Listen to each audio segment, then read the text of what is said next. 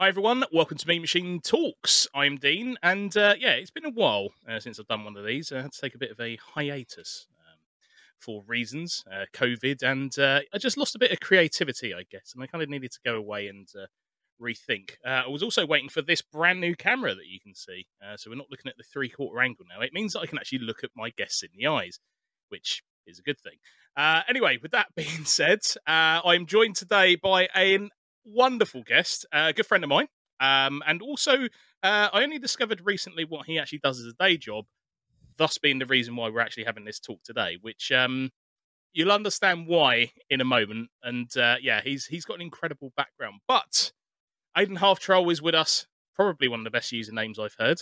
And yeah, Aidan is also an archaeologist in his daytime, and by evening is well, he's half a troll, so Yeah. you can we'll go into that in a bit. But anyway, welcome to Mean Machine Talks, Aidan. How are you today? I'm very well, Dean. Thank you for having me. It's an absolute pleasure to be here, finally, because we've been Yes, I know, half planning this for a while now, haven't we? Yeah, I know it has been a while. I can only apologise for that. That's all right, mate. But I thought I needed to put you back at the pecking order. There is a growing list of candidates, but we needed to do this. I'm fascinated by your career, and I guess the thing is well, I guess with most people, you kind of see the streaming persona, and then obviously what you do in your day job, and the two just don't really cross over. But they kind of do, which we'll talk about in a bit. But yeah, fascinating to talk about and welcome. It's great to have you. How have you been dealing with things like COVID and stuff like that? I mean, you've been sort of just. I mean, there's a fine collection of books there, so I'm assuming you may have done a little bit of reading. Yeah, there's been a bit of reading there, here and there. I think, to be honest, I've read most of those. There's a few Pratchett's on there, a few comics. Yeah, a couple of Conan books, but yeah, well, what can you say? Really, best. I've been dealing with it the best you can do. I worked through it all, so I was well fortunate, I guess. But then at the same time, going out and working every day and not being able to do anything else is, can be just as much of a strain as being stuck at home and locked down. So, you kind of just get through it the best you can, really. But yeah, I mean, I was definitely fortunate enough to be able to stay working. Didn't have any of the, financial worries and things that some others might have suffered. So out and about and busy. And I was one of the only people actually in the company that wasn't furloughed. So for a time, I was doing, I think, 4 or 5 different projects consecutively.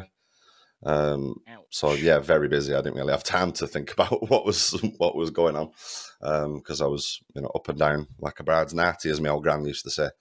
So yeah, busy. Well, I haven't had that comment for years. Blimey, that just brought back some memories. Yeah, I mean, it must have been really difficult because, I mean, for myself, I've been home based since. Oh, let me think. I think it was February 2020 when I was sent home, and I've been based in MMD HQ since. And yeah, like yourself, I wasn't furloughed. I was lucky enough to have a role where I'm, working from here. So, but yeah, I mean, my brother works in IT, and he was having to go into the office, and it was hilarious because he was the only one. So it was like he was having to open up this entire office and kind of like stroll through and do what he wants, but he's got this whole office and he's the only one there. But things like IT get massively overlooked because essentially without his infrastructure being there, no one would be able to work at home. Exactly. It just shows you how important some of those roles are. So yeah, it's fascinating how some people have dealt with working at home better than others. I think I'm getting to my end of my tether. I've tried to come up with some creative ways of working now, which involve like using VR and like trying to escape my flat into somewhere else. Oh, the right, problem is, it's like, oh, it's lunchtime. Oh, I'm back in my flat. Never mind. But no, well, the good thing is that you've kept busy, and I think that's an important theme with some of the other guests that I've spoken to. A lot of what they've said is keeping busy. Yeah. During COVID, and obviously keeping working and having the benefit of having cash coming in is a brilliant privilege. So going into your job of being an archaeologist, I mean, I can't remember when I discovered. I think it may have been one of your streams, and you dropped it. I just went, "What? That again? Yeah. A what?" So yeah, archaeology. Like, how did you get into that? I mean, it's not that exciting of a story, I've got to admit, but it's funny because I just obviously Here we go. He's it's downplaying it's it. really not. It's really not.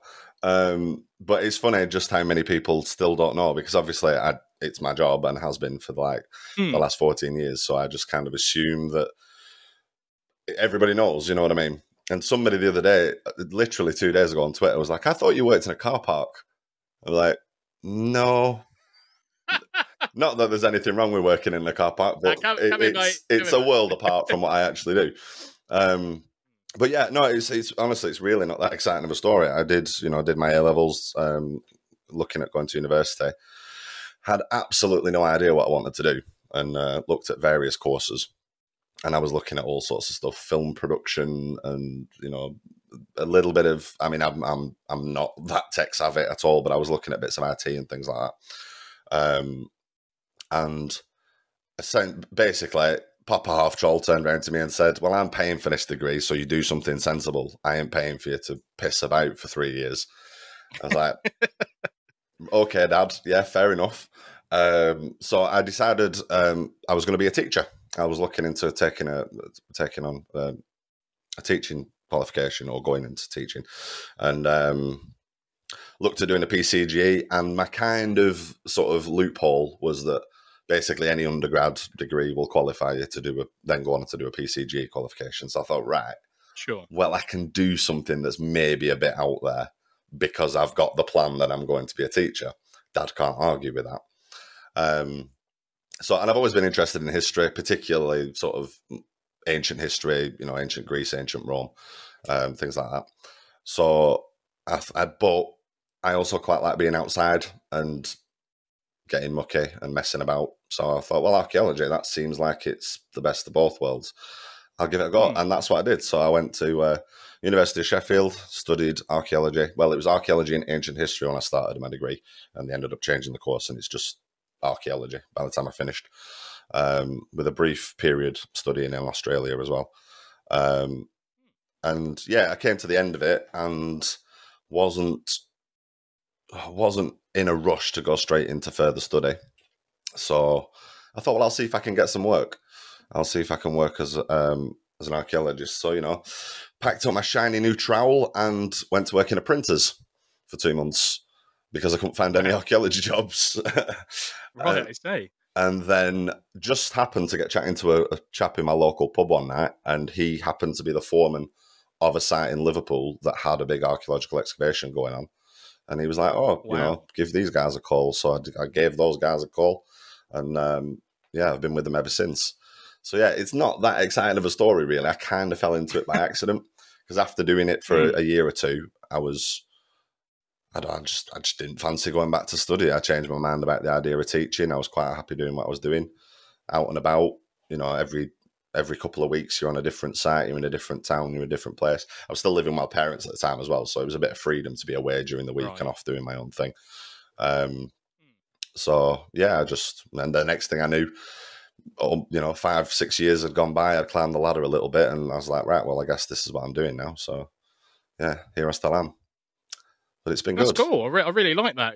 Yeah, because I guess when you think of normal, I say normal, a kind of education to job path. I mean, if you look at kind of like, I don't know, maybe the medical industry, you would kind of go there, study an overall profession, and then naturally you would either work in a hospital or private hospital, however your career path goes. But yeah, I guess with archaeology, there isn't. I mean, in my mind, I can't. Most people would be able to reel off a company that's in a certain industry. For archaeological stuff, wouldn't have a clue. Yeah, no. So yeah, that must have been quite scary because there's a few different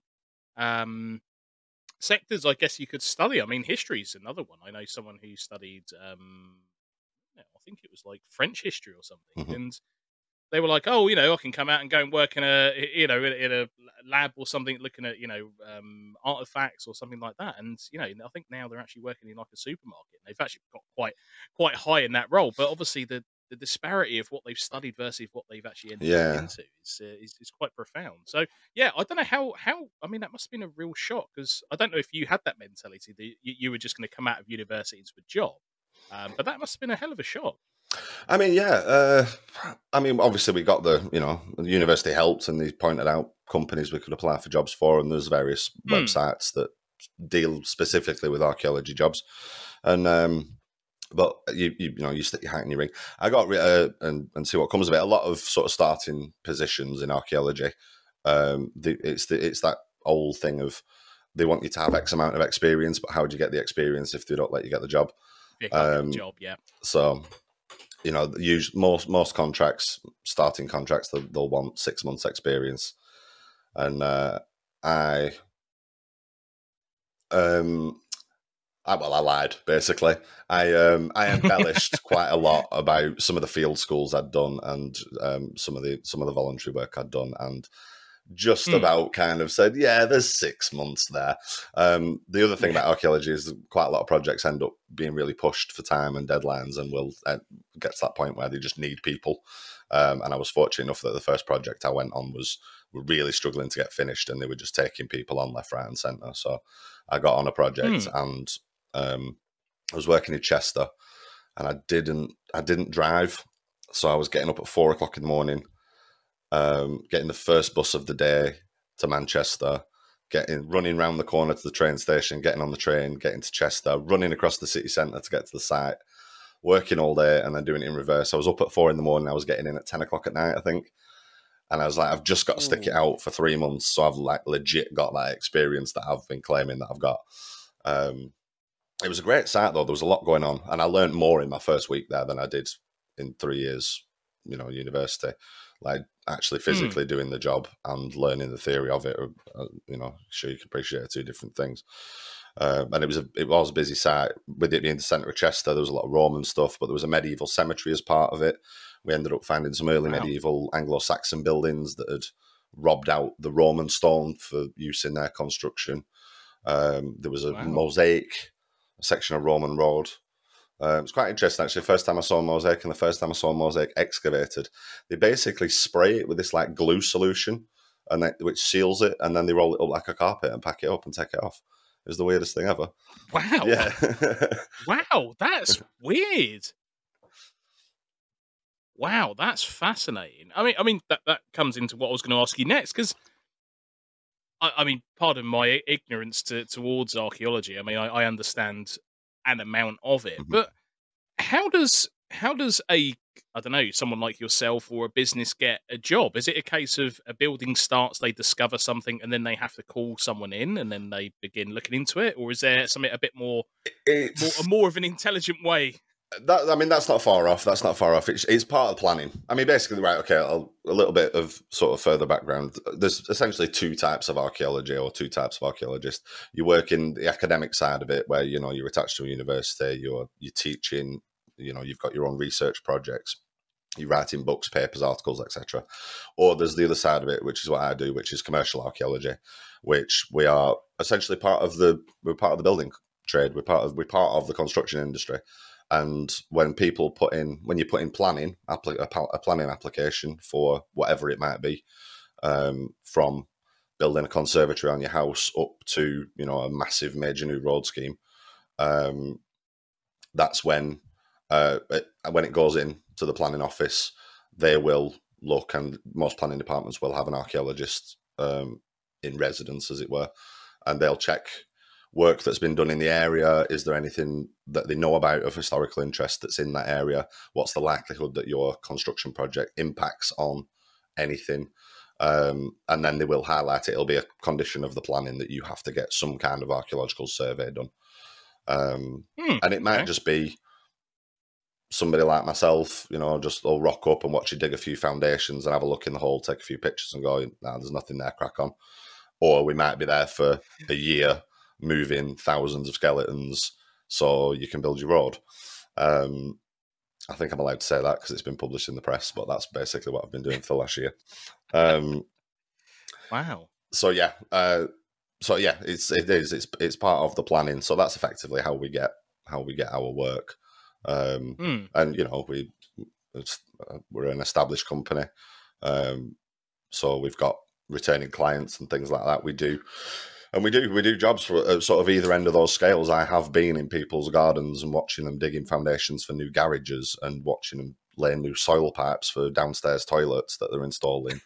And I've also been, on major road schemes and gas pipelines and housing estates and sort of everything in between, really. Right. So, yeah, it's That must be so fascinating, because I guess the excitement from your point of view, and again, correct me if I'm wrong, must be the not knowing of what you're going to get, right? Because I mean, you could stumble in someone's back gardens and discover something completely random, whereas, as you said, you could go to this huge site and end up with, well, nothing. So, it must be really exciting. I prefer the nothing. There's less paperwork involved.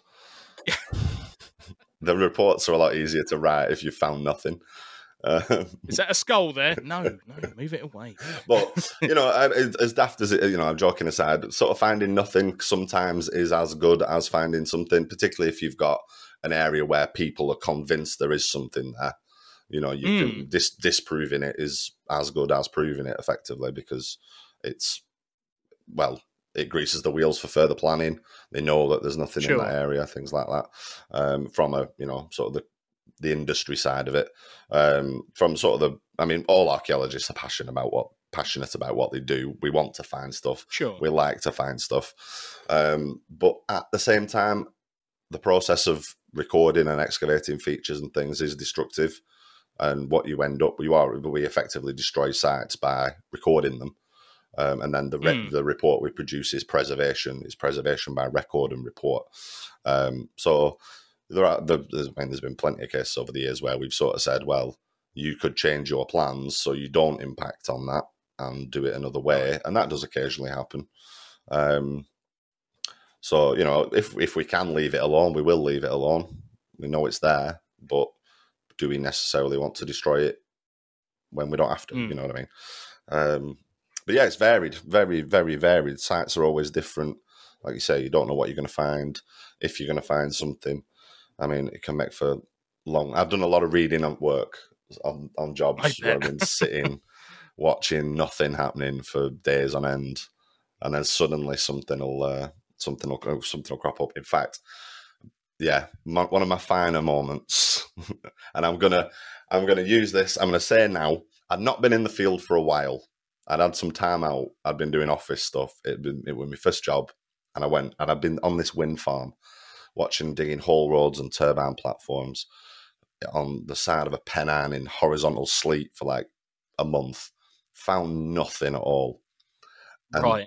And then all of a sudden, it was like a Thursday afternoon, they strip off a little bit of peat, and it was the site, so where they were digging was beneath like 3 meters of peat.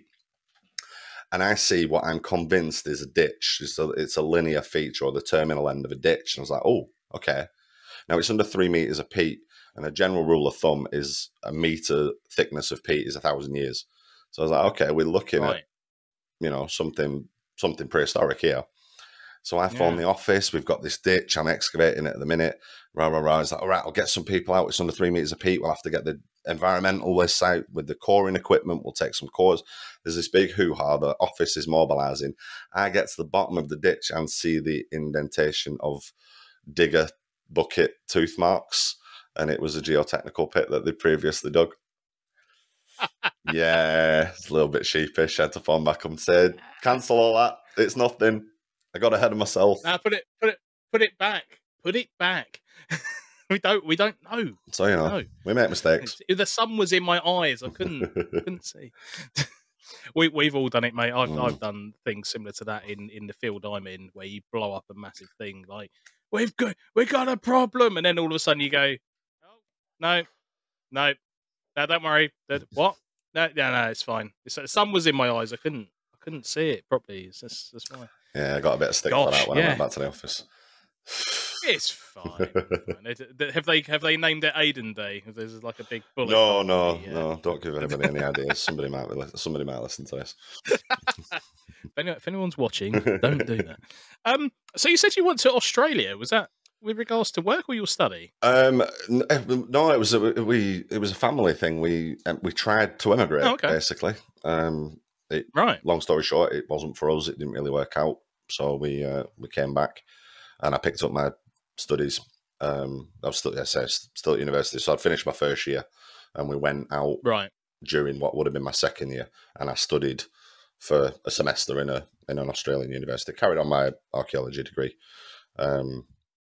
So yeah, it ended up being a 4-year degree rather than 3-year because of this like year's hiccup where we tried to relocate to the other side of the world and decided that actually we didn't like it and came back to rainy East Lancashire. Well, it's a bit of a change from the climate point of view, but and the accent, of course. Mm-hmm. But you know, it must have been. I mean, that must have been a real upheaval because I mean, especially if you've started studying something and then you've got to like up sticks and then move, and then you got to think, well, am I now going to stay here to practice and do what I need to do, or yeah? But obviously that wasn't the case. So yeah, I don't know. I'm just trying to think what archaeology would be like in Australia. It must be fascinating to have a look at. I think, to be honest, I can remember thinking at the time while I was studying, I thought if I do end up doing this as a career, I probably won't stay in Australia to do it.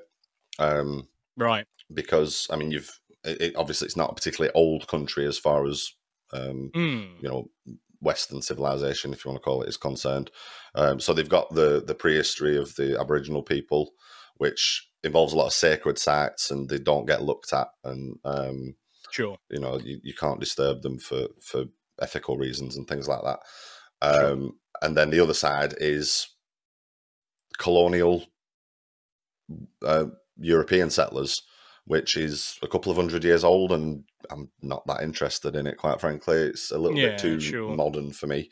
And the thing about Australia is they have so much space that it's really not an issue for them to move projects and things, so they don't impact on any archaeology at all. So I think there's a lot more. I think archaeologists in Australia tend to be more on the academic side of things than they are actually practically working out there. Although there is some scope for it. But you hear stories of roads running for, you know, a couple of 1,000 kilometres, and then all of a sudden there's a little kink as it just goes round a sacred Aboriginal site, things like that. Interesting. Is there much crossover internationally with your role where like you have to go out to countries to give expertise, or you have to bring someone in if you've discovered something of interest? I mean, I haven't personally, but I do have colleagues that have interests overseas. He's one of our project managers, has recently been involved in a lot of work in Saudi. Wow. Looking at, I think they're doing building surveys on mosques out there. Right. He's also done a lot of work in Israel on some of the big tell sites and things. So the work is done through the company, but it's kind of his own contacts and his own interests that have brought it in. Right, I see. And there was another lady that worked for us.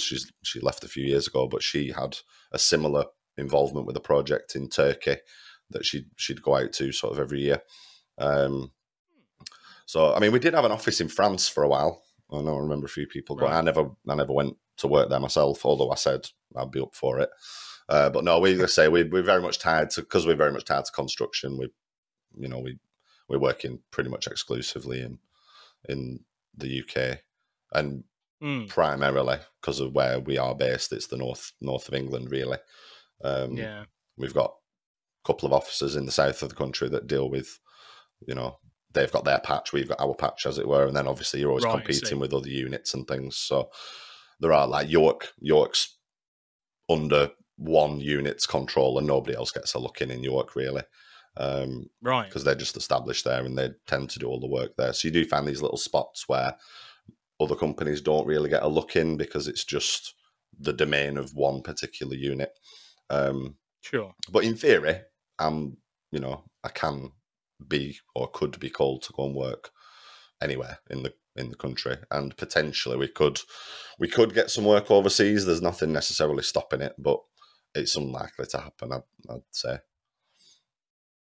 I guess that's the thing, because in my mind, when you think of archaeology, when you think of like how Hollywood dramatizes everything, right? You're going to say Indiana Jones, aren't you? We found something. We've got to call someone in. It's like, this crack team goes out, and often it ends with most of them being killed. But anyway, the dramatization of archaeology is quite hilarious, because obviously, I mean, I'm assuming your day job, as you said, from day to day could be as boring as going into someone's garden or, you know, a whole huge site where something's been discovered. But, you know, it's hilarious to see that difference between reality and what's obviously dramatized. And that does obviously happen. You know, there are examples where, you know, I mean, there was a couple of huge discoveries. I think was it this year or last year in Egypt where they discovered like a whole, like, undiscovered, like, town or something. And it was like, can you imagine that poor guy, like, chipping away going, we keep finding stuff. We're going to need a bigger team.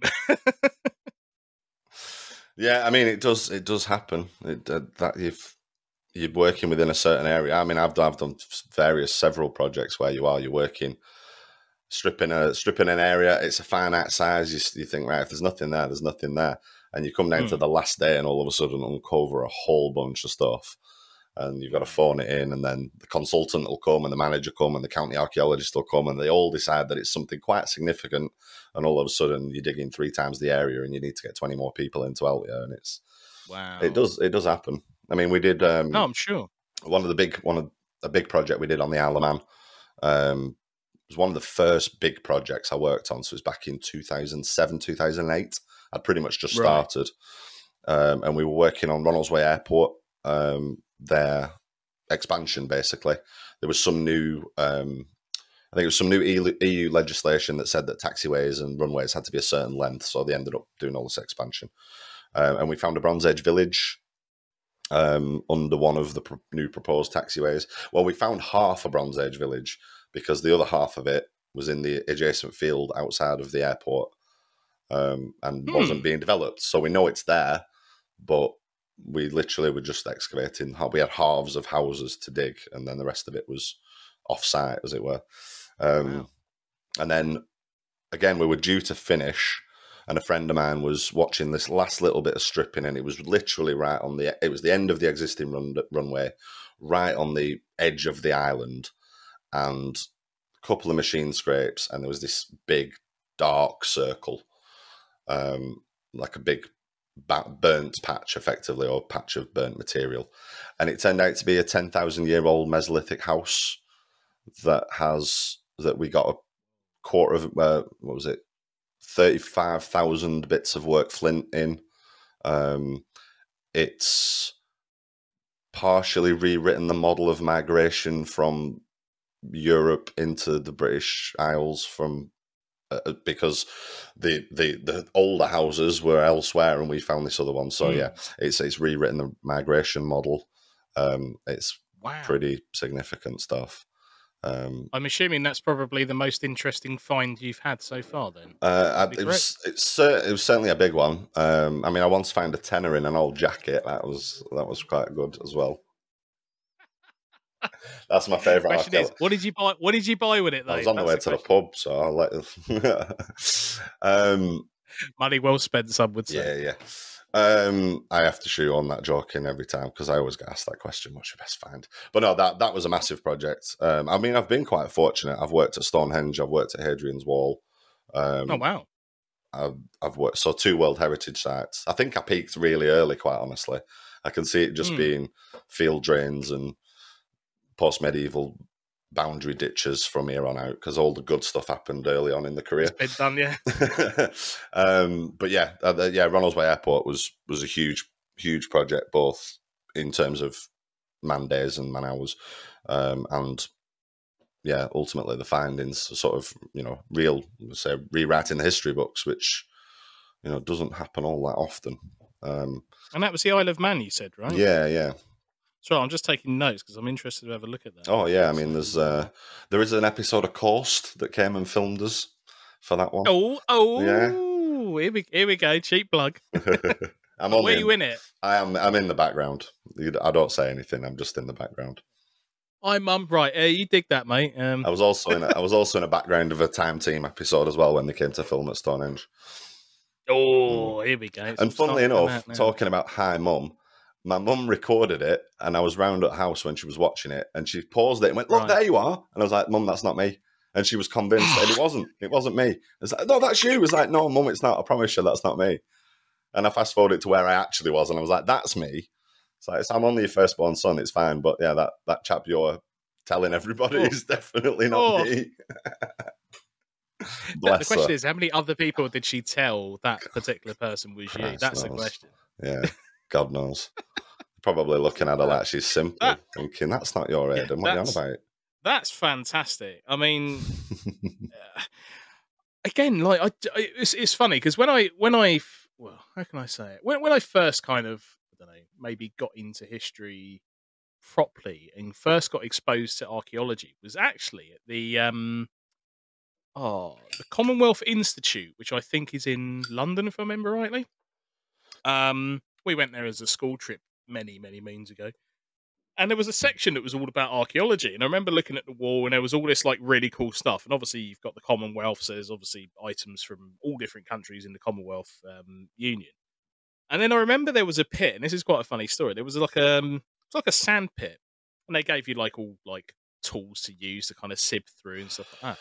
And it was funny because there was one particular thing, and like I remember all the teachers were like, "Oh right, you know, start looking for this," and like my mate's like, "Well, I found this," and everyone's like, "Yeah, I found that." And I'm going, "Oh, well, this is me pretty crap then."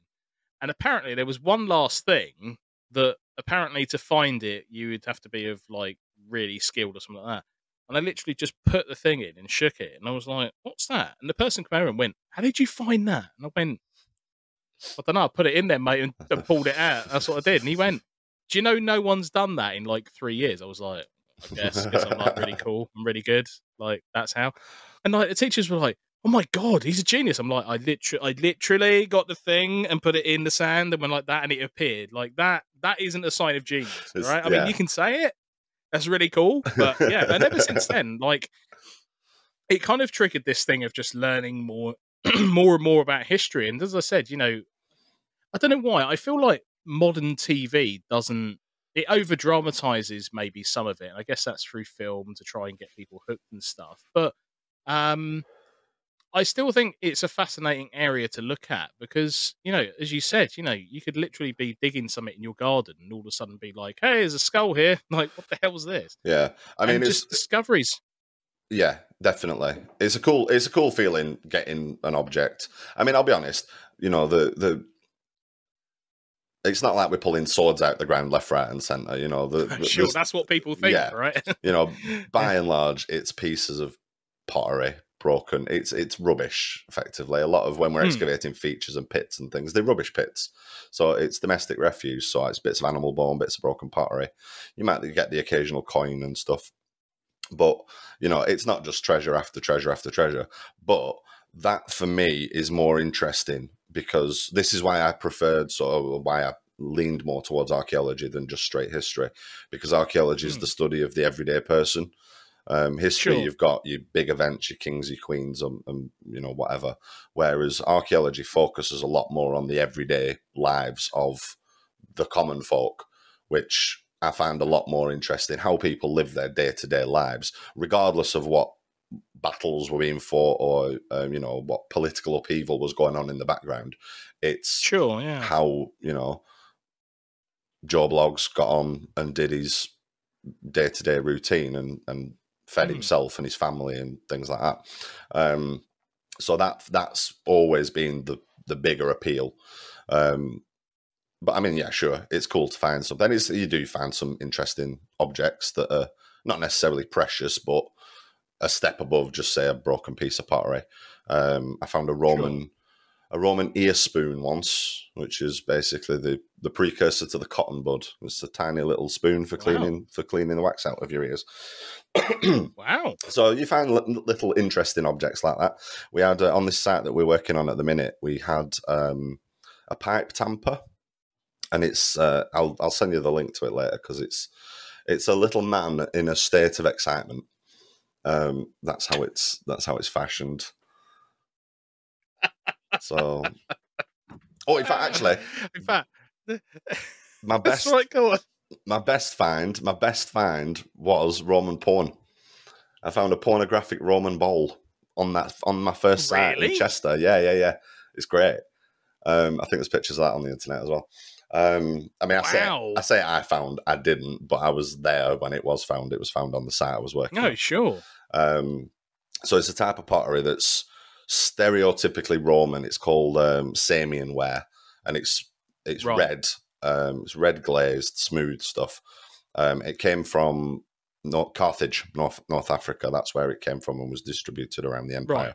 Right. And there are other Roman pottery types, but Samian ware is Roman definitive. And so it would have been, it was a large bowl, probably, like a fruit bowl, mixing bowl kind of size. Mostly intact. We must have had about 80-90% of it. It was broken, of course, but, big pieces. Right. And all around the outside, there was a little relief of human Tetris, effectively. Just various people doing various things in various positions. So, yeah. Some human athletics going on. I mean, the Romans. Bit of gymnastics. The Romans weren't shy when it came to stuff like that. They're quite happy to. No, that is true. That is one thing that's true. In fact, it reminds me of a hilarious story. I was in. Oh, blimey, let me think. Might have been Luxor in Egypt, and we were headed towards the airport. So I just done a Nile cruise from Luxor, from Aswan. Was it Luxor? No, it was Aswan down to Luxor, and they were like, "Oh, do you want to stop off at the gift shop?" Fine, why not? Bring back a few bits. Walking around this, that, and the other, and they've got some items that glow in the dark. So I was like, "All right, fine." So he was like, "Have a look at this." So he killed the lights, and you see all this stuff glowing. And I thought, "Oh, this is cool." And I looked, and I went, and my mum went, "Oh my god!" And then she started like cursing in Arabic, and I'm going, "What the hell's the matter with you?" And she went, "Look up there." And there's like I think it's a god of fertility who's basically got the massive penis, right? It's as big as his entire body, right? If he got excited, he'd be dead. It's as simple as that. All of those, there must have been about 100 of them on this wall, glowing. So you can imagine how intimidating that looks. Like, what's that? And the bloke behind the counter is dying in laughter. He was like, "What? We're only basing it off what was found." And I went, "Can you imagine the bloke who found that?" It's like, I got it. Oh, no. Just dipping his hands and watching it all. But yeah, that was a hilarious story. Are they called bell statues? Is it a bell fertility statue? I think I've seen them. I think so, yeah. I think they're quite common in Turkey. I've never been to Egypt myself, but I've been to Turkey a few times. I think they're quite common there as well.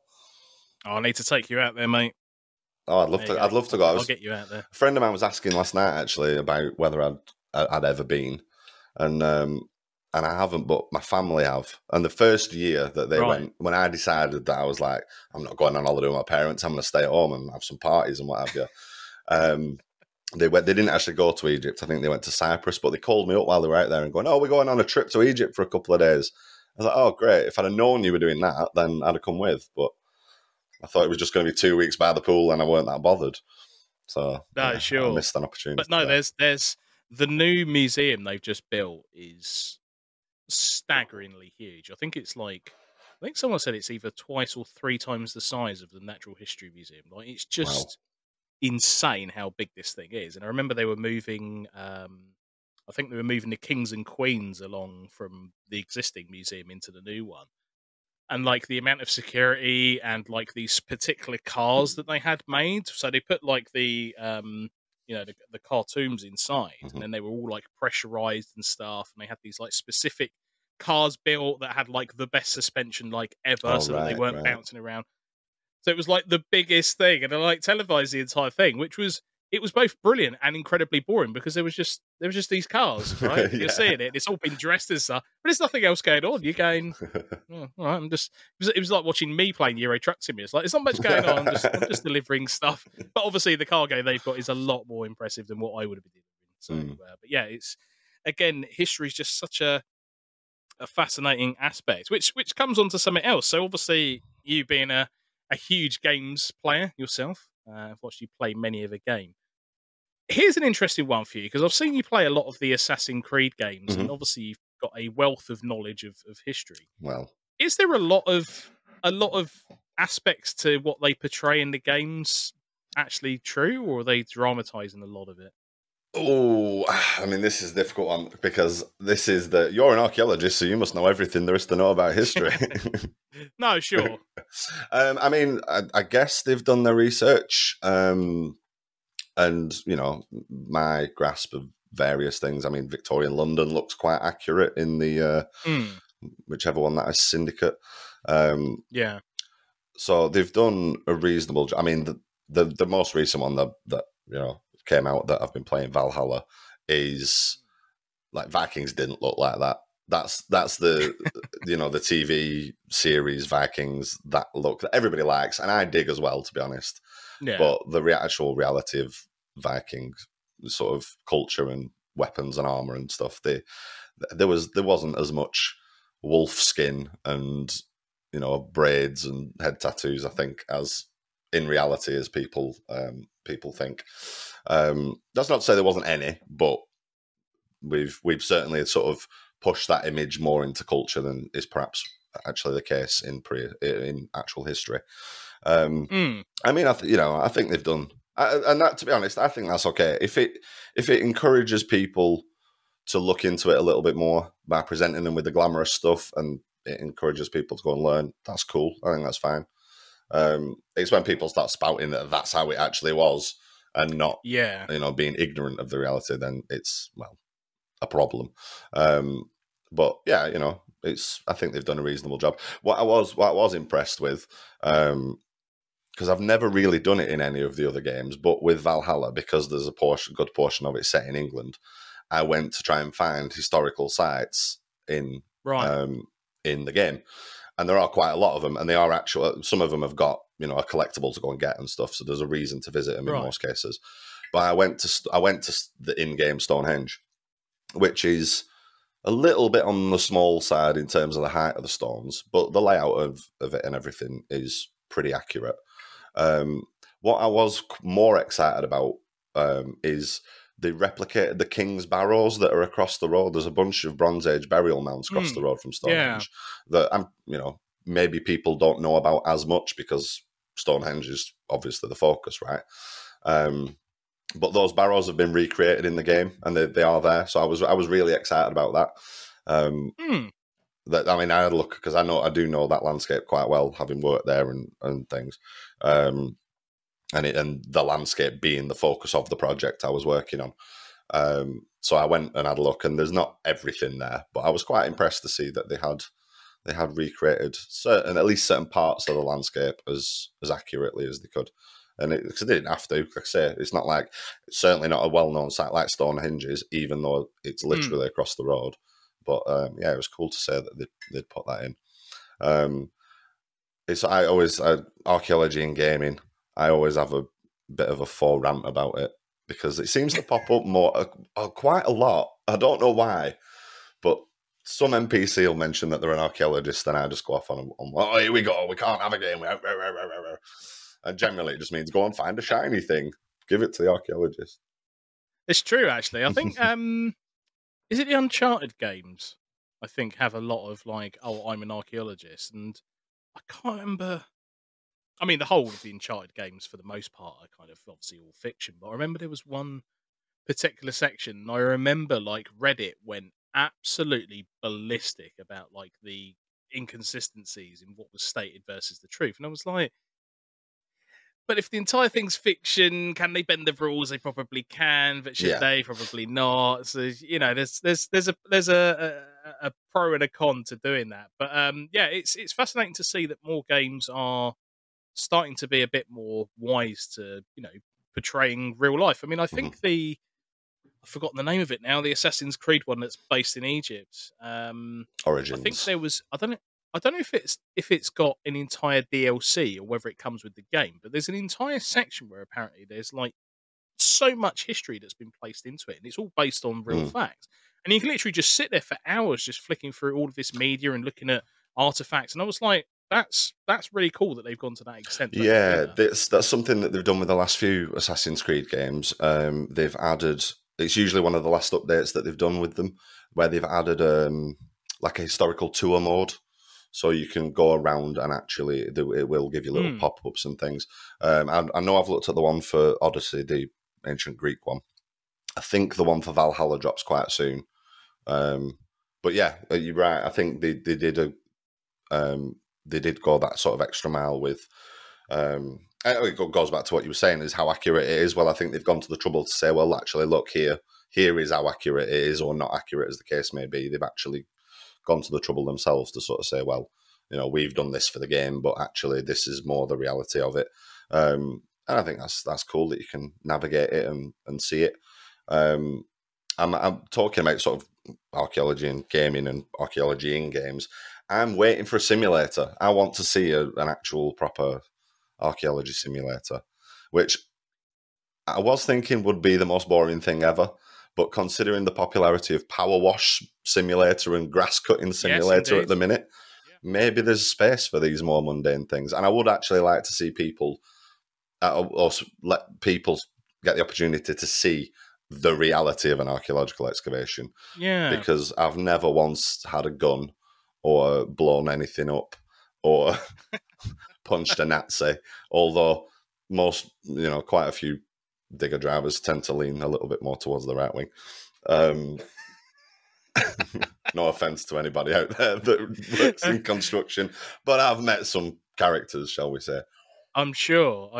But yeah, I mean, funny enough, you just said that, and the first thing that came to mind was like that in VR. I think would be a really cool experience. Um, I mean, with things like the Oculus Quest, you've got like really good finger tracking now, like incredible finger tracking. I think what did I see the other day?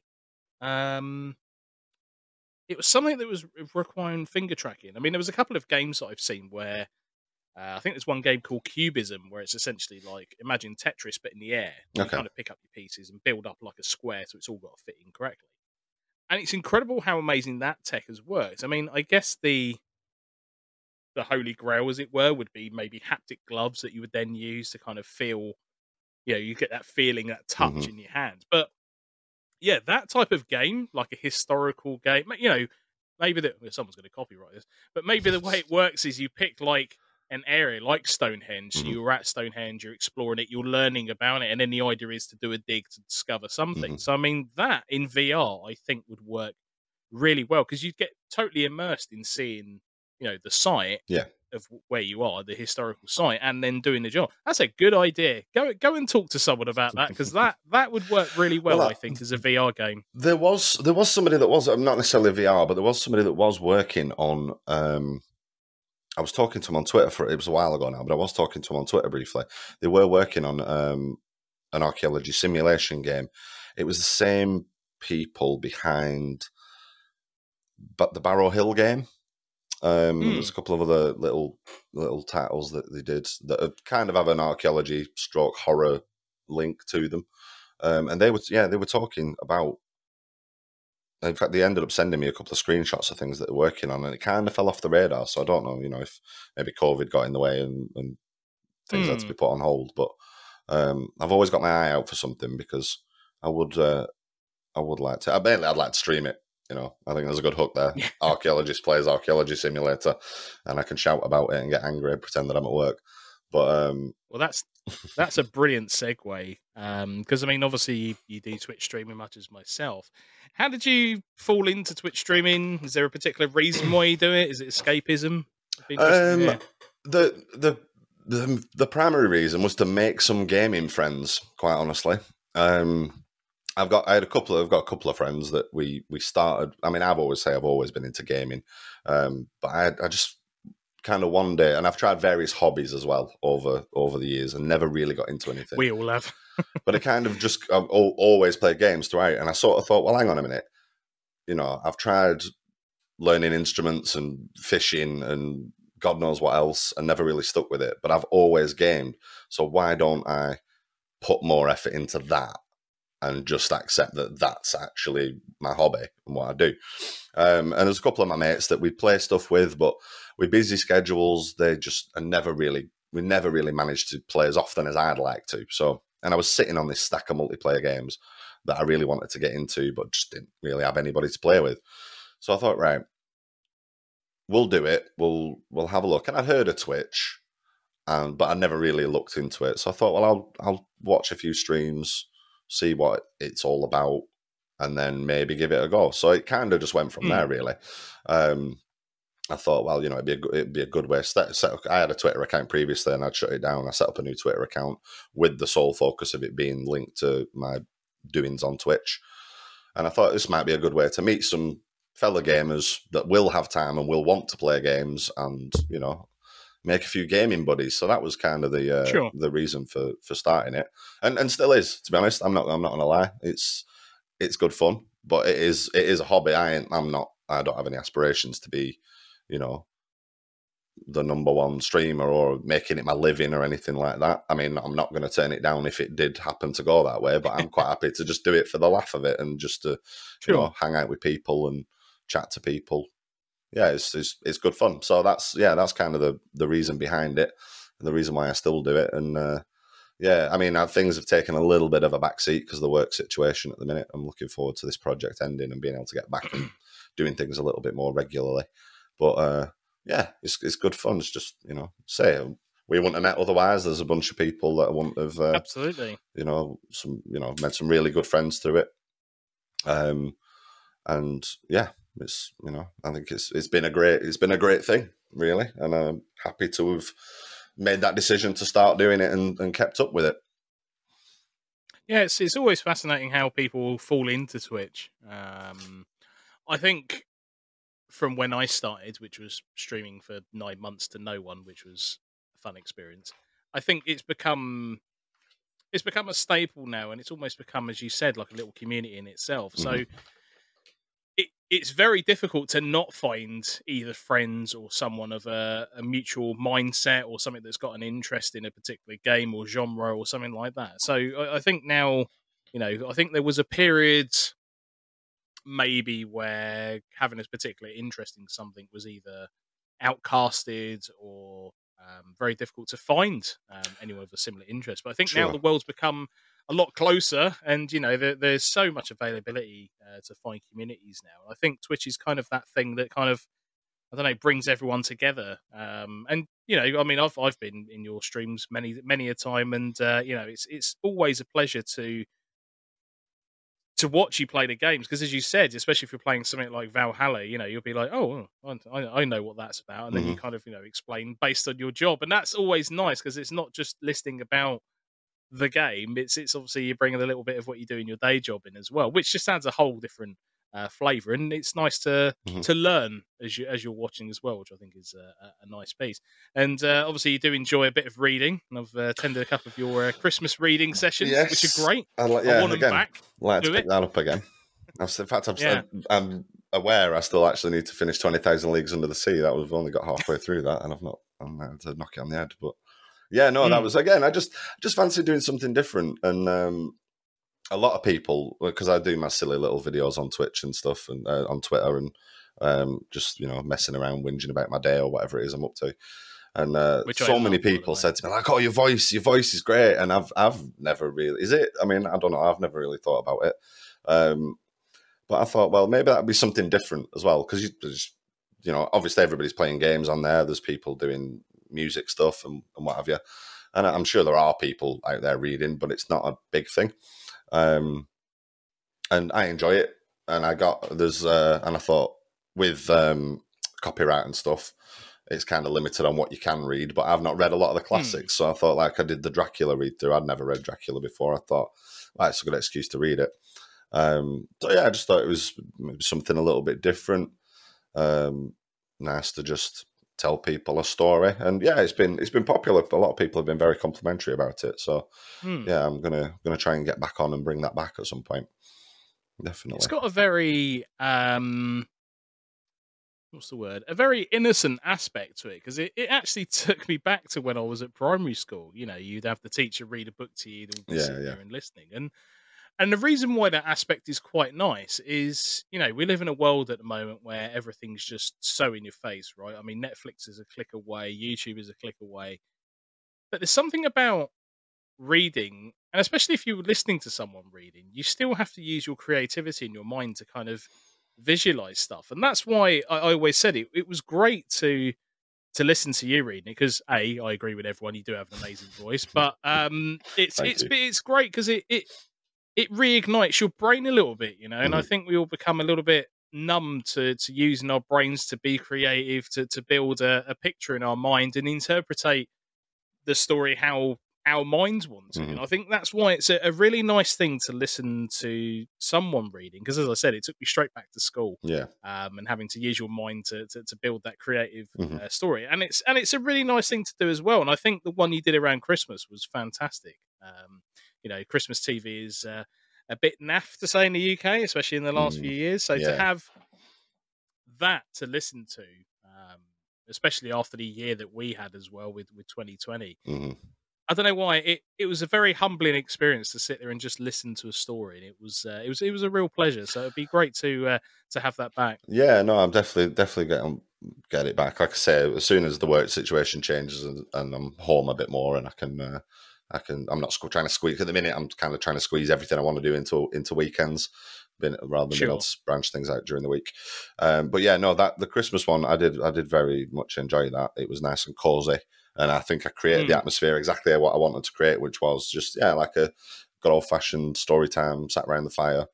I might have to make that a regular Christmas Eve story time with Half-Troll.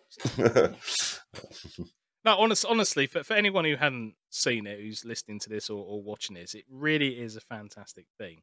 And as I said, it was a very humbling experience, and there's something just very right about it. There was no, the thing is with Twitch is I think there's a lot of ego, there's a lot of overinflation. There's just a lot of stuff going on, but just bringing it back down to just reading a story, there's just something very human about that. Yeah, that was nice. I mean, it wasn't.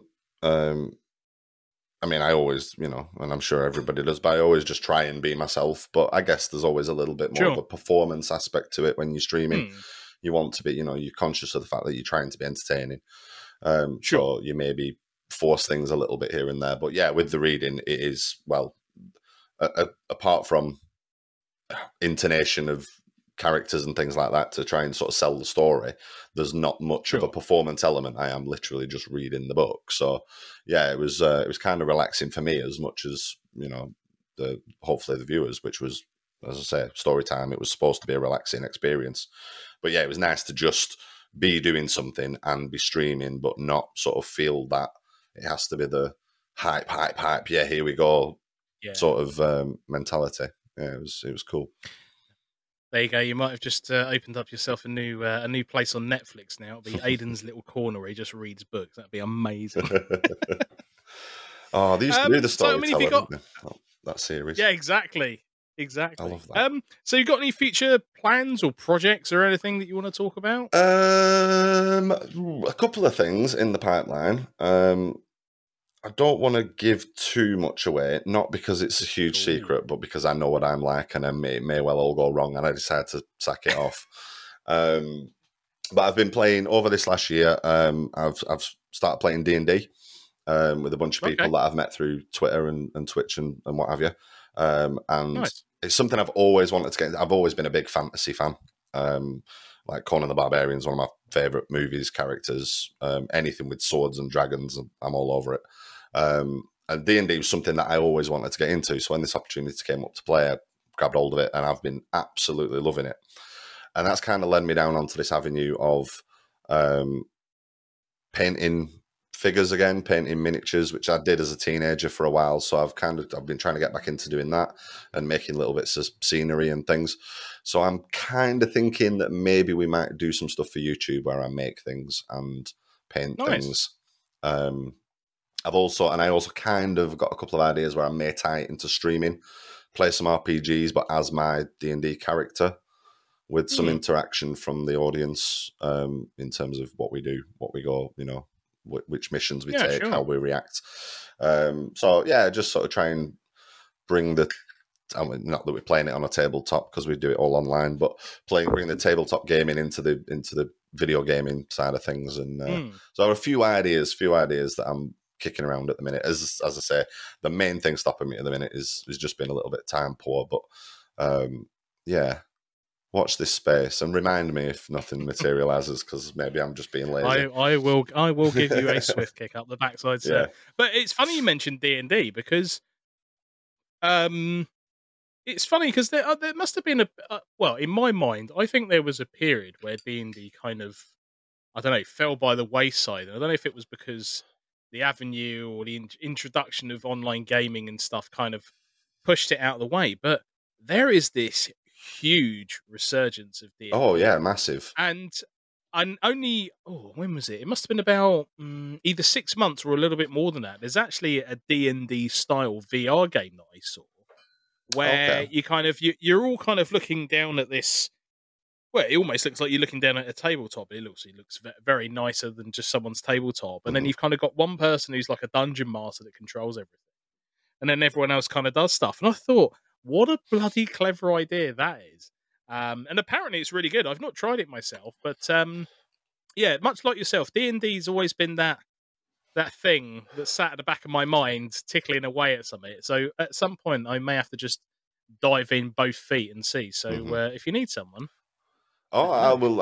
I will talk to our game master, our dungeon Hmm, master, morally corrupt. He's very keen on getting as many people involved in playing, lovely. bringing new players into the game. So yeah, Hmm, I'm sure he'll be happy to have you. And he's doing fantastic work at the minute with his game that he's running for us. He's gone above and beyond and essentially created a hugely interlinked world. So with the idea that our one party's actions on their game might affect our game when we play, and something else. Wow. yeah, he's really putting a huge amount of effort. I'm very grateful because yeah, I've been having a lot of fun with it. Like I say, I'm still kind of feel like I'm still kind of learning it, but it's been great fun to actually finally play something that I've wanted to play for years, really, and just not Hmm. really had the opportunity. So yeah, sure. If you're It's funny interested, because I'm sure you'll be able to get in. no, that'd be great. It's funny because, like I said, D&D for I think I first got exposed to it when I was at college, and it was funny because whenever someone said D&D, there would almost be like this stiff upper lip attitude to it. It was like, "Oh, you go and play that thing." It's like Mm. I'm over here playing Risk, and it's like, yeah, have you ever played Risk? It goes on for like 10,000 days. Like I'm not interested in the app, and it's just, but unless you're going to like batter everyone and team up and just destroy everyone, it's boring. But yeah, it's been crazy to see this resurgence of D&D, and as you said, there is this, I guess, grey area where mixing the online world with kind of the tabletop gaming is has been attempted a few times, and it Hmm. hasn't worked just yet. And I think, as you said, if somebody nails it, I can see that just Yeah, skyrocketing yeah. really quick. Um, I think someone tried to attempt to do well, slightly off tangent, but tried to resurrect Nightmare, the TV show. Mm. They tried to do Oh, I that in love a that digital TV show. way, and it just didn't work. I just Mm. think there was something about the delivery that just wasn't quite right. And I just think if you take some of those iconic similar games and D&D obviously, and you apply them in a way that, I mean, especially with Twitch has got a lot more interactivity features now than it ever has. I Mm. think there's just a way that you can massively make that work. So yeah, I'm very excited to see that. And as I said, D&D has always been that thing that's itched in the back of my mind. So it would be nice to actually jump in now and see what it's about. Yeah, it's good fun. I say it's there's the social side of it. There's Mm, the game itself, which you strip it down to its essentials. It's rolling dice and hoping for a lucky roll. But yeah, then you play a character, so the role playing side of it, and put on a silly voice, maybe wear a hat and act the goat. It's good fun, and it's very free. The we have it's something that I'm trying to sort of get out or get into my head really when we do play, is that I can essentially do what I want, or at least attempt to do what I want. So it's very much a sandbox game, I suppose, in that to use a gaming term in that respect, because yeah, you can decide to you know do you open the door, do you kick the door in, do you fight this goblin? Do you try and seduce it? Do you try and reason with things? It's you've got a lot of freedom and a lot of creativity, and it is mm, very interesting. We played a game last night actually, and it was a version of a one shot that we'd done a few months back. And when we played it originally, we went in and we basically went down the combat side and just killed all the enemies and saved the day that way. Whereas last night we didn't. We went entirely the opposite route with the full intention of just being diplomatic, and basically came to a peaceable solution and sort of won the game that way. So that was interesting, because that's not how I play games generally. I like the fighting and the action. Yeah, I was going to say all guns blazing and action. Yeah. if anybody's ever seen me try and attempt a stealth game, they'll know that it's not really. Yeah, I'm the same. I'm not into stealth. I just no, exactly. That's why I tried to stay away from the Splinter Cell games, because I was like, what? I got to dodge around this. Can I just shoot him in the head? No, that's what this is about. Oh no, I've been caught. Okay, do this entire level again. Damn. Yeah, D&D is definitely something I want to get into, and I think the important part there is having a very good dungeon master. I think that makes a massive difference to the game. I'd say so. And like I say, I'm talking from a fairly novice point of view, but yeah, I'd say Jake's been great with us, because he basically took a bunch of noobs that kind of fancied having a game, and has got us sort of all really into it. And yeah, they put in a lot of work. Toss a coin to your DM, because they put in a lot of work to put on these games. And it's been a great experience. It has, in some regards. I mean, in fact, I moved my stream last night to play D&D. That's how much I'm enjoying it at the minute. There we go. That's commitment. I like that. Right. Before we wrap up, is there anything you want to promote, talk about? The floor is yours. Oh, well, if you're that way inclined, it'd be lovely to have you in a stream sometime. So twitch.tv/Aidan Half-Troll, and catch up with me shenanigans and doings and terrible jokes on Twitter at Aidan Half-Troll. There you go. And all the details for Aidan will be in the description of whatever you are listening to or watching this on. But yeah, it's been a pleasure. I think we've just hit the hour, haven't we? Look at that. Spot on an hour. Look at that. Lovely. But Aidan, it's been a pleasure. Again, I can only apologise that we haven't done this sooner. It's all right, mate. But it's been wonderful having you as a guest. I've already learned so much. So it's been I'm sure in the very near future, I will be picking your brains a bit more about archaeology and some cool stuff you find. And I'm going to keep an eye out on any TV channel I see that's got like an archaeological dig. I'm going to be like, is that Aidan? No, that's not. Maybe I have to phone your mum up a bit. Is that Aidan? She won't know. Maybe. They will. Yes. Digging for Britain came out and filmed us this year on the project that I'm currently on. So I don't know when it's going to air, but I will very likely be on TV doing my work, doing my job in the near future. I'll post it. I'm too much of a gobshite to keep these things quiet. It'll be all over. It'll be all over Twitter when I know. Look at me. But no, it's been great. Fantastic. Absolutely fantastic. I've really enjoyed it. Thank you for having me, Dean. It's been good. I'm glad you've had fun. Definitely. Indeed. Right. Anyway, stay on the line, Aidan. But from me, Mean Machine Dean, thank you all very, very much. Make sure you go and leave a positive review for this podcast, because obviously Aidan is awesome. Probably got a better voice than I have. But anyway, make sure you subscribe as well. And if you're watching this on YouTube, give it a big thumbs up and comment down below if you have discovered anything interesting in your back garden. Maybe Aidan needs to come over and inspect your, rabbit's foot or something that you've seen. But anyway, I guess we'll find out. But anyway, from me, Mean Machine Dean, thank you all very, very much. And Aidan, I shall speak to you in a moment. Mean Machine Dean, signing out. Bye. Take care all.